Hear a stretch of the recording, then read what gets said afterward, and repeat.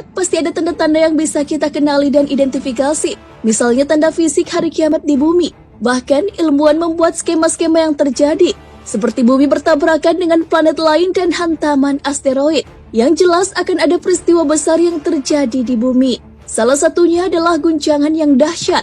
Guncangan dahsyat tersebut juga sudah disebutkan dalam Al-Quran. Apabila bumi diguncangkan dengan guncangan yang dahsyat, dan bumi telah mengeluarkan beban-beban berat yang dikandungnya. Quran Surah Al-Zalzalah ayat 1 hingga 2. Selain guncangan, tanda kiamat lain adalah matahari akan terbit dari barat.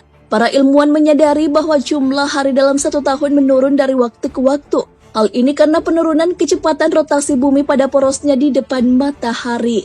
Jika hal ini terjadi, berarti itu adalah tanda kiamat besar. Aisyah meriwayatkan dari Abu Hurairah radhiyallahu anhu bahwasanya Rasulullah SAW bersabda, tidak akan terjadi kiamat sehingga matahari terbit dari sebelah barat. Jika ia telah terbit lalu manusia menyaksikannya, maka semua orang akan beriman.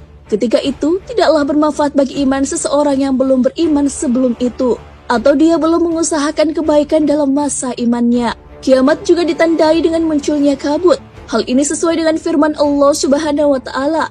Maka tunggulah pada hari ketika langit membawa kabut yang tampak jelas meliputi manusia. Inilah azab yang pedih. Quran Surah Ad-Dukhan ayat 10 hingga 11. Sebelum hari kiamat tiba, kabut tebal memenuhi bumi dan mengambil nafas orang-orang kafir. Mereka seperti tercekik dan membuat pilek orang mukmin. Kabut ini berlangsung selama 40 hari. Ada juga dabah, binatang yang akan keluar pada hari kiamat dari dalam bumi dan dapat berbicara dengan manusia dengan bahasa yang fasih. Dabah menggambarkan bahwa orang-orang terdahulu tidak beriman kepada ayat-ayat Allah Subhanahu wa Ta'ala. Dabah ini muncul pada saat akhir zaman ketika manusia sedang mengalami kebobrokan.